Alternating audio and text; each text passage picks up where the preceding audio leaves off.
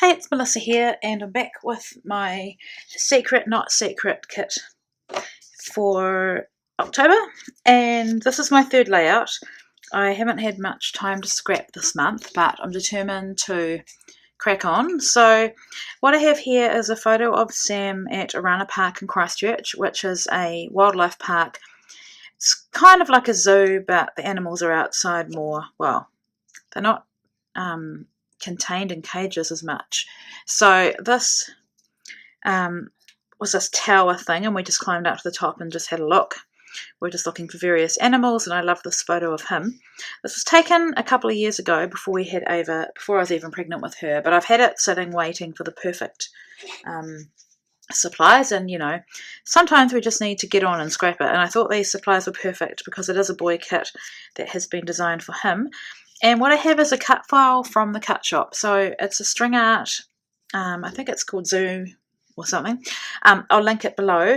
And so I cut this one out, and then I went through on Silhouette Studio and I removed all the internal shapes. That's Ava again, she's just playing on the floor. And I cut the outline, so the intention is to glue it like that. And I thought that paper worked well. Kind of giraffe-like, if that makes sense. And then, so I think I'm going to have my photo, and it's a 4x6, I'm not going to cut it down because I just love it. Somehow I may have it even like that. I also cut Zoo Day, it may even be called Zoo Day. I cut that as well. Not sure if I'm going to use it or not because it's white on white, but I cut it when I cut that. And I'm going to have a go at using this Distress Oxide. I looked at a video by Jennifer Maguire, and she did a really good explanation how to use them because I hadn't used them before. I also looked at a couple of Irete's videos on how to use them, so I'm going to get on and do that now. So this didn't really work that well, and I think it could be because I don't have a heat gun, but the intention was to just press it onto my craft mat like I have. You spray it with water and you can see the oxide effect there with the whiteness, and then I just put my cardstock onto it and let it run all over it. But I'm definitely going to try again, and I'm really happy with how this turned out anyway, and I love the look that the mixed media gives. And so here I've got my giraffe. I'm sorry guys, Ava's just playing on the floor again. I know you don't mind. And so I think I'd already said I cut it without all the string art. That's kind of what this looks like to me. And I'm just using my glue to go around it, and I'm just going to glue it on top of the yellow giraffe. And I'm really, really happy with how this one turns out looking. I had contemplated using some other papers, and this one was definitely the one that I thought looked the best. So I'm not being overly perfect with this. It is quite difficult when you've got so many little lines to put glue on. And so there's a couple of spaces I think where it doesn't quite line up. But you know what? It doesn't matter because it's not about perfection. So while that paper is drying, I wanted to start working on my photo and the cluster. So I've got these 6x6 papers in the kit, and I love that Christina does that. It's just awesome. And none of them, of course, are going to fit a 4x6 photo. So I decided to use this one. It reminds me of a bandana, and it's got some green on the edge there on the, I guess it's a tearaway strip. And there's a little hole where the 6x6 paper hangs up when it's for sale. It didn't bother me. I knew I could embellish that area, so I just decided to go with it. And I love, actually, that it's got that little green strip on the side.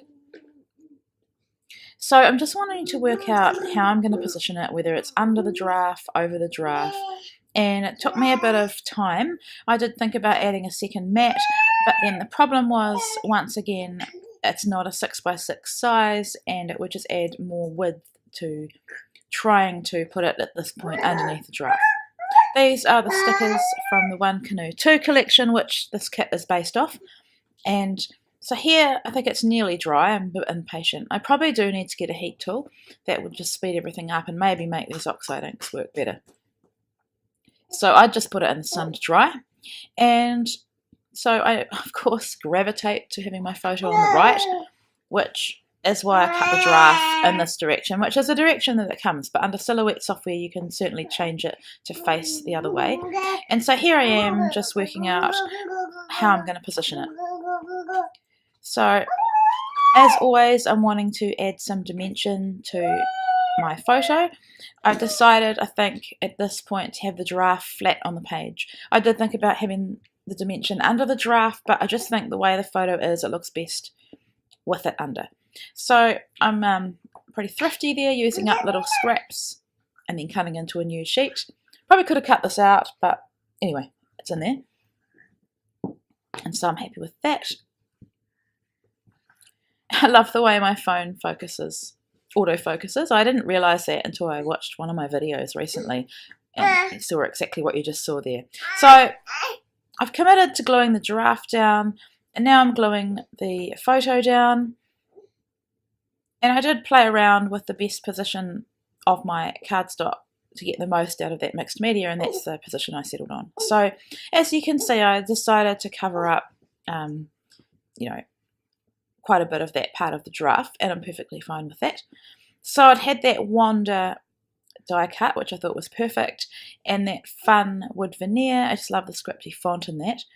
And I was trying to decide between Adventure and Wanda, and I think, yeah, in the end I go with Wanda. I have decided to save the gold elements from the kit for one layout. There was a challenge posted on the Facebook group for the Secret Not Secret Kit Club, and it was to use all gold on a layout, but because I haven't had much crafting time till recently, I just was too late to play along. But I think I will still do it anyway, because I have added a few things from my stash to my kit. So these are some stickers from the One Canoe 2 collection, and I'm just adding them on, some stars in 3 places. And then these leaves are also from the same collection, and I just thought they went with the whole earthy feel of this layout. And so I'm just popping up, some of them I've popped up the edges with these tiny little Stampin' Up! Dimensionals. And so then I looked at the sticker sheet, and these flags are really sweet, and so I've added them onto the photo. It's a part of the photo that it doesn't matter that I'm covering it. And because of just not trusting the stickers, and because I'm sure I've put dimension on the end of them too, underneath, I've just stapled them. So looking at these, there's a few more words, so I decided to add a couple more. And then I have this tag, and the colour I thought went quite well. There were 3 tags in the kit. This is the one that definitely looks the best. So I trimmed it right down so I could just use the top of the tag, and then I'm going to get the blue and white baker's twine from the kit and just put that into my tag. When I look at a tag, I've said this before, when I look at a tag and it doesn't have string or twine, to me it just looks unfinished. So yeah, added that. And this layout came together really easily, actually. I think because I had the design concept with the giraffe, and I definitely knew I wanted to scrap that photo, it's just flowing. So adding these enamel crosses, and the other, there were 3 colours left, and the red was the 3rd one. It really didn't go.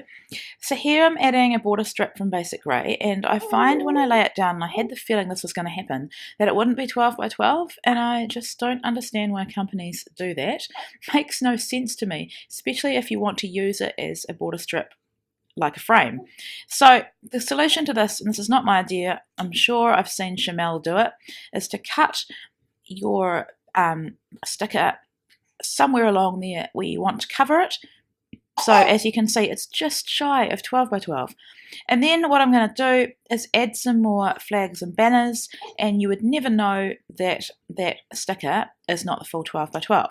So basically, if I'm going to use those stickers there, those border stickers as borders, I'm going to have to do that with every single one. So I'm not sure if I'm going to, but some of them are really detailed. They're really beautiful, and I think I'll probably use them as embellishment on my later pages. So here I'm just adding them and adding some staples once again, and of course I'm looking at it and I have to add my twine again. Sorry, Ava is really, really loud. I've got work on at the moment, so I'm just doing this while she's awake, and I'll be working while she's asleep, so that's why She's noisy. And then, of course, I can't leave this without a third one, and I wanted to balance it by adding it to the left side. Otherwise, it's getting too far into the middle. So just trimming off the excess and adding a staple. So I'm really happy with how that's looking. These kits are amazing. Christina does such a great job, and I wanted it based off the Creekside collection by One Canoe 2. And what she does is she doesn't just fill it with that collection. It's predominantly that collection, but then she adds bits and pieces from other collections as well, and that's awesome. So I'm just adding my journaling, and that is my page. I will have a couple of close-ups coming up, and that meowing you can hear is Lola. So it's all go in this household today. Hope you enjoyed this, and I'll be back again soon. Take care.